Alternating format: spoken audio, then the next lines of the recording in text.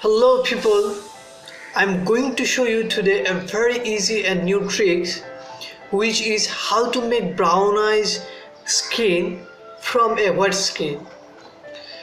For this you just need an adjustment layer.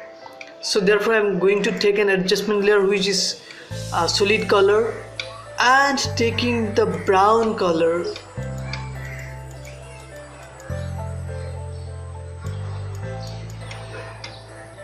I think this color is okay. Now give the blending mode to soft light.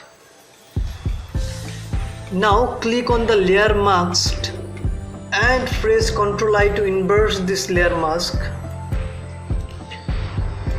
Now take the brush tool and give the foreground color white and just brushing on the skins where you want to be brownized.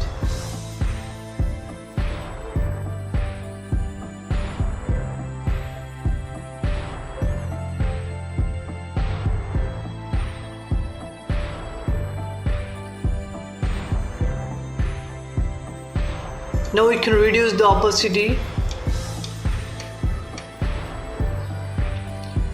I think this is perfect.